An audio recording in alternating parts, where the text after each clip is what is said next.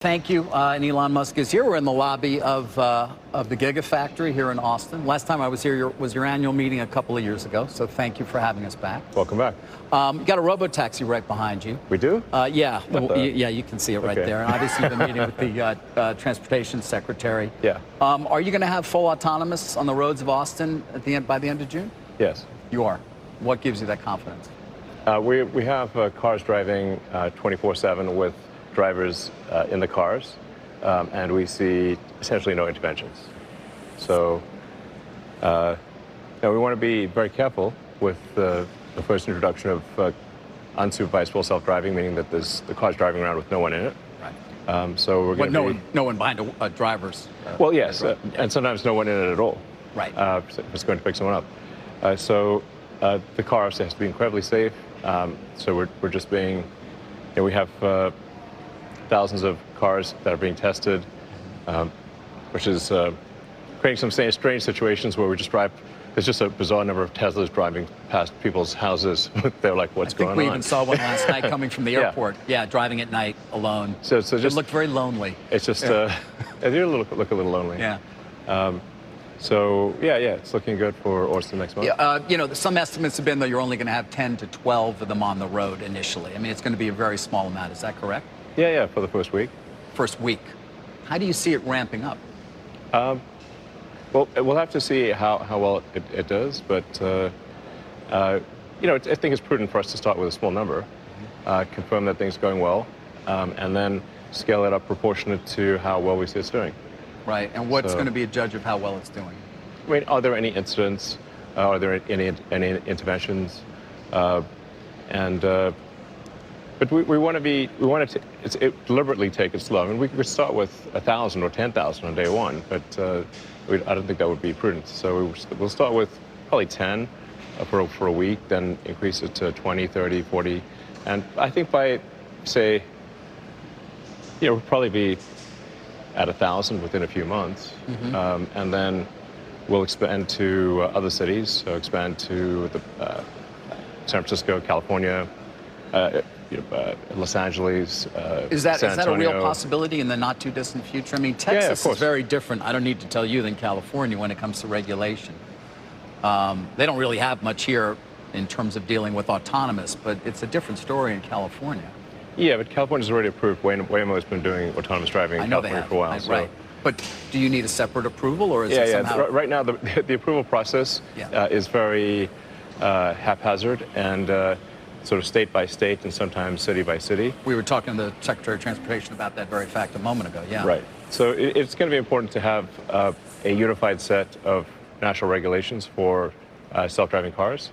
Otherwise, you're going to get into this weird situation where if you're driving from Maine to New York, you're going to go through 10 different sets of regulations. Cars are going to behave differently. It's not going to make any sense. No. So one set of regulations that, just like there is for highway driving, that's what I think makes sense for the country as a whole.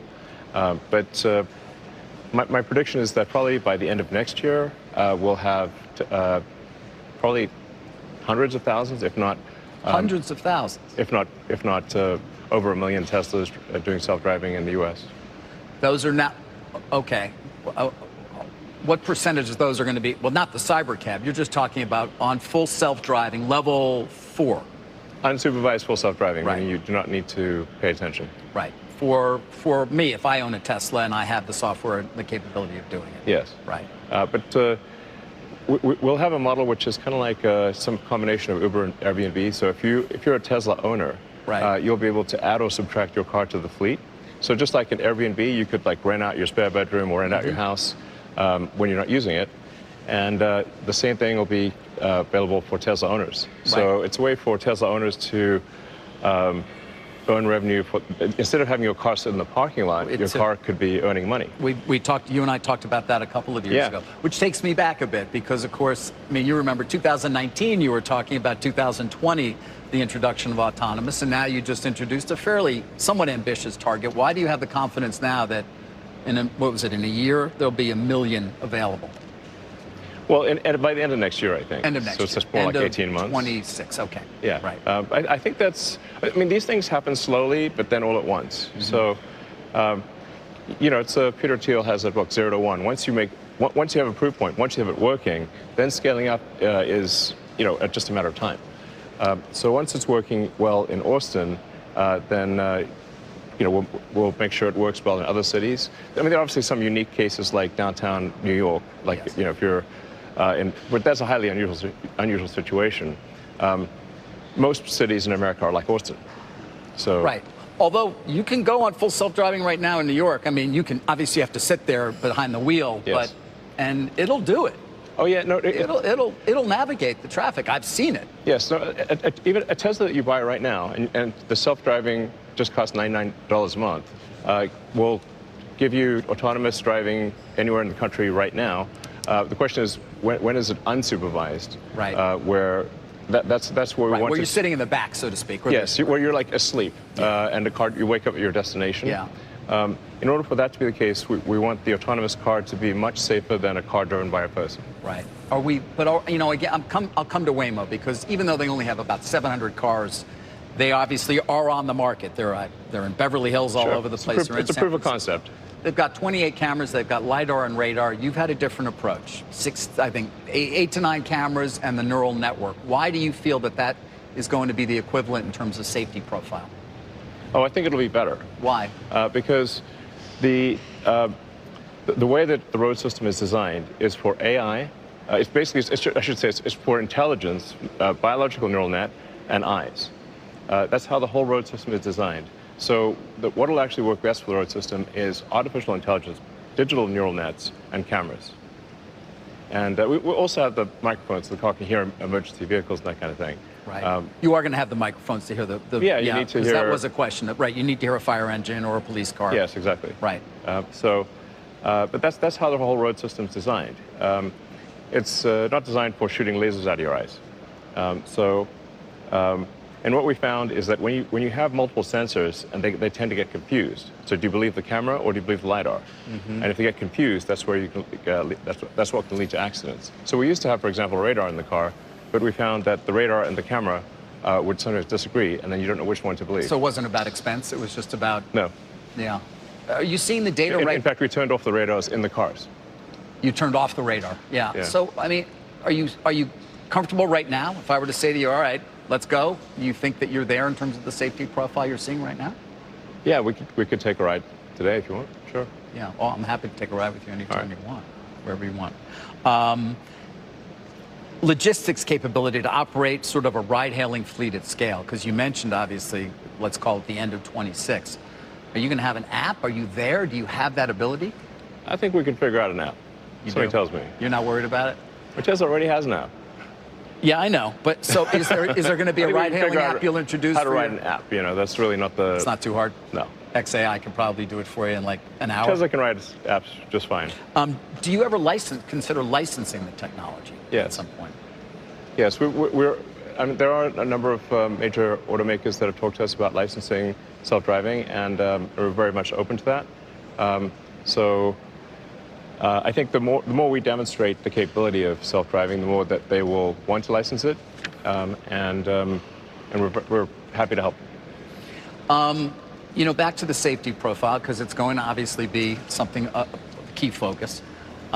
Business Insider, take it for what you want, but I saw this over the weekend. They did a test between Waymo and Tesla. And they weren't critical at all. Business Insider is not a real publication. No, but it did seem... They're a fake... Regardless of whether we want to have a debate about their journalistic integrity, which I don't. The test itself, let me just share it with you and get your reaction, which was the Waymo, ultimately, they said, proved better, in part only because it avoided, with its geofencing, one very difficult intersection that the Tesla chose to go through. It stopped at a red light, but then it went through the red light. What's your reaction? Look, I'm not going to comment on some Business Insider article. But is that a concern at all? Because in a way, there's no geofencing, so it's like it's happy to go on the highways in a way that perhaps a Waymo's not. I guess my question is that a concern at all for you in terms of it encountering things that are still sort of a crucial test and perhaps it fails? No, first of all, that actually should have been a test of supervised self-driving, supervised self-driving, not unsupervised self-driving. So the assumption there is that you have a person who is going to take over. Right. So their test made no sense. Okay. When we deploy the cars in Austin, we are actually going to deploy it not to the entire Austin region, but only to the parts of Austin that we consider to be the safest. So we will geofence it. You will? Yeah, of course. Right. It's not going to take intersections unless we are highly confident it's going to do well with that intersection. It'll just take a route around that intersection. But there won't be a safety driver in the car. Correct. Right. The car, there's not going to be somebody sitting there. Right. But you did have ads for vehicle operator autopilots. What was that about then? Are there going to be people who are remotely sort of monitoring the performance of the fleet? Yeah. And what will they do? So they'll just be, we're going to be extremely paranoid about the deployment, as we should be. It would be foolish not to be. We'll be watching what the cars are doing very carefully. And as we find, as confidence grows, less of that will be needed. Again, you spoke about it, and we spoke about it a couple of years ago. And obviously, your investor base, many of whom are watching right now, are interested in the revenue and profitability of this ride-hailing, robotaxi and autonomous driving opportunity. BYD, I believe at this point in China, is now offering levels of autonomy for free. I mean, are you confident you're going to be in a position to continue to get a premium for that particular level? Well, interestingly, in China, we're not allowed to train on videos in China. So when we released Full Self-Driving, it was actually just trained on the rest of the world, but not in China. Mm-hmm. And the tests by local Chinese publications, I think, concluded that even without training on local Chinese roads, the Tesla self-driving was the best. It was the best? Yes. But again, I mean, is the technology... In fact, there's some pretty wild videos where people are like doing self-driving, which we don't recommend, obviously, on like narrow mountain roads, including one where there's a sharp precipice on either side and no barriers, and they're doing self-driving across that. They may have more confidence. Perhaps they have more confidence in China. I don't recommend this, but I saw the video. Are you regulated to have full? Where are you in China right now in terms of your ability to offer that product, though? Well, we have just get the terminology right. Understood. Unsupervised. We have supervised full self-driving, where there's a person in the car. It has approval in China, but whenever we release a new version, we have to get an incremental approval. Right. And at times we do have to battle other car companies in China who are trying to stop us from deploying it. It's an incredibly competitive market, isn't it? China is the most competitive market. And yeah. to the extent BYD, which is neck and neck with you, I think, in the EV race, I think it's fair to say, worldwide, correct? I don't really follow that. You don't? No. Well, they're willing, again, my question is, they're willing to seemingly offer different levels of autonomy for, I don't want to call it free, but part of the cost of the car. Do you see that as a possibility for you? Or is it always going to be that add-on and therefore that significant revenue stream conceivably? I don't really think about competitors. I just think about making the product as perfect as possible. You don't think about competitors at all? But no. I just think about making, what we want to achieve is the platonic ideal of the perfect product. And as long as you focus on that, you will have a compelling product, obviously. All right. Well, there's a potentially compelling product right behind you, which is the Robotaxi. So when are we, in 5 years, are they going to be all over the place? Yes. They will. You're confident in that? Yeah. Talking about Tesla, obviously, takes me to a certain extent to what some would say is the brand damage done by your government service. I don't know if you would agree with that. Has some pros and cons. There have been some pros and cons. We sat here 2 years ago upstairs, and you famously said when I asked you about this very subject, I don't care. I'm going to say what I want to say, and so be it. Do you regret that? No. No. Why not? I believe that we want to live in a free society where People are allowed to say what they want to say within reasonable bounds. Like, you can't advocate for the murder of somebody. But free speech is the bedrock of a functioning democracy. That's why it's the First Amendment. Without a doubt. But I guess my question is more about your work at Doge, for example. Was that worth it? To the extent you are now, Elon, you were a somewhat divisive figure 2 years ago, but now you really are. I mean, there are people who love you, but there are a lot of people who dislike you, some of whom were your customers. And I wonder, was it worth the undertaking at Doge and everything else that you've done and how outspoken you've been in terms of the things you believe in to antagonize so many potential buyers and or users of things like a Robotaxi? Well, I mean, unfortunately, what I've learned is that legacy media propaganda is very effective at making people believe things that aren't true. What would an example of that be? That I'm a Nazi, for example. Right. And how many legacy media publications, talk shows, whatever, try to claim that I was a Nazi because of some random hand gesture at a rally where all I said was that my heart goes out to you, and I was talking about space travel. And yet, the legacy media promoted that as though that was a deliberate Nazi gesture, when in fact every politician, any public speaker who's spoken for any length of time has made the exact same gesture. And yet there's still people out there, and I've never harmed a single person. No, listen, you know what, Elon? I wasn't. Now you asked for an example. I wasn't even going to talk to you about it because, in fact, I do know a number of people who are close to you, and I called them afterwards, and all of them, to a person, were like, "No way, no way." Of course not. But that isn't necessarily the perception. The work you've done for Doge has also come, obviously, into the spotlight in a great deal. And, people are upset about USAID being put into the wood chipper. People are upset about AmeriCorps disappearing. People are upset about, and this isn't even on your side, the NIH, and so many other areas that they feel, rightly or wrongly, are being cut as a result of your efforts. And I guess I wonder, as you start to transition now back to Tesla in a more significant way, was it worth it? Yeah, first of all, any program in USAID that had any semblance of merit was retained and folded into the State Department. So, and if there's some exception to that, we're all ears and we'd love to look at it. We just want to see the evidence that the program was actually doing good and not just funding graft in DC and warlords in some country. Because over and over again, we saw sympathetic sounding programs. Right. But when we actually said, well, please show us pictures of the recipients of the aid, or let us get into contact with them.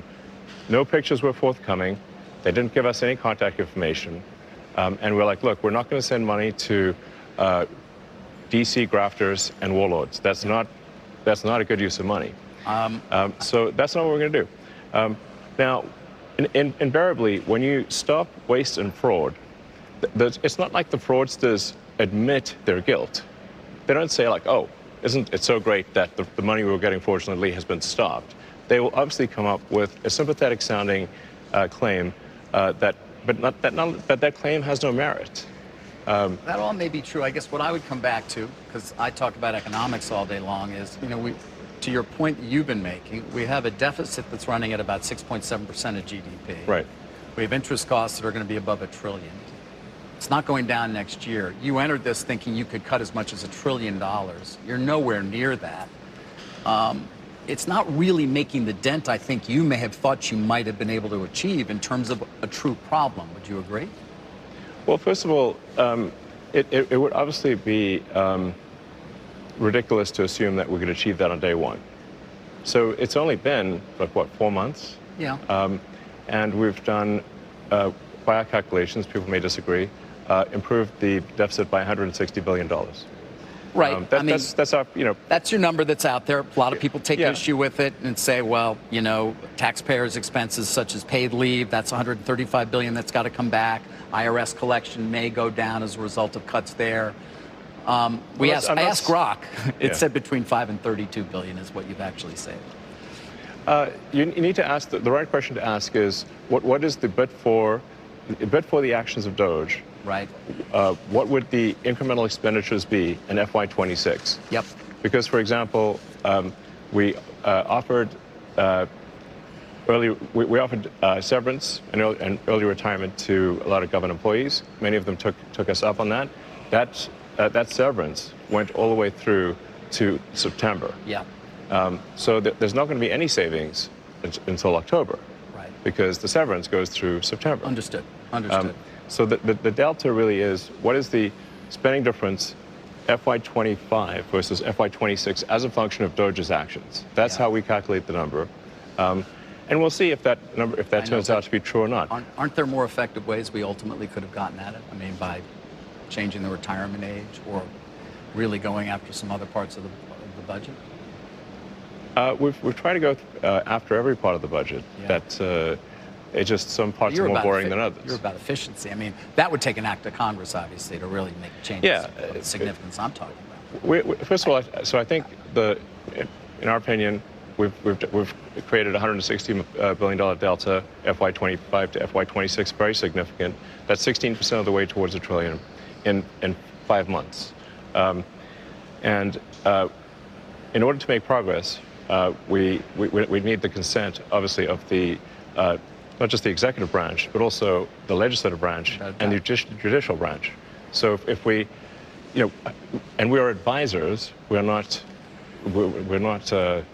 kings here. I get it. So why are you attacking this, given that we've made so much progress? You mean not me. Okay. Not me. I'm not attacking. I'm just asking questions. Yeah. In fact, I want to ask a lot more about Tesla. I'm told you have a call at 1:30. I don't know if you'll be able to come back, but let me. I might be able to come back. Well, that would be great. Because I do want to talk about Tesla. I mean, I was talking about brand damage and what you're seeing in the market. You did an interview earlier this morning where you seemed to indicate you're starting to see a rebound. But yes. Automotive revenue was down 20% last quarter. I think 50,000 fewer units were sold in the Q1 versus Q1 a year ago. What is giving you confidence in the automotive business? Or is it all about robotaxis, as you've been saying, and people can't quite see them behind me, the robots as well? Well, really the only things that matter in the long term are autonomy and Optimus. Those overwhelmingly dominate the future financial success of the company. As for Q1, we had a global factory changeover for the Model Y. So there's a new version of the Model Y that came out, which required a factory shutdown across the world. Model Y is the #1 selling car of any kind on Earth. #1 in the world. #1 in the world. Right? I watched your presentation during your last, right here, I think, during your last earnings. Right. Yeah. It's #1 selling car in the world. So, we can't make cars if the factories are retooling. So the right time to retool is the first quarter, since generally that's when the least demand occurs. But we've seen a major rebound in demand at this point. I feel comfortable. You have seen a major rebound in demand. Yeah. You really believe you have seen that? Yeah, absolutely. I mean, look, for most people, right? I mean, when you buy a product, I mean, how much do you care about the political views of the CEO, or do you even know what they are? No, you don't. But you've made it. Frustratingly, Elon, I know you have a 1:30 call. We promised to get you out in time for it. I hope you'll come back, perhaps, if you can afterwards. I'm happy to wait here and sit and talk to you some more. But I want to let you go because I know that's an important call. All right, sounds good. Thank you for taking this time. I hope we get to talk some more on the other side about this very issue. Elon Musk, obviously joining us, hosting us here at the Gigafactory, and perhaps he'll come back as well in a little bit. But I will end it there for now. Kelly, back to you. We're happy to just take the live shot. Elon, you can put it on speaker, and we'll just listen in. I see no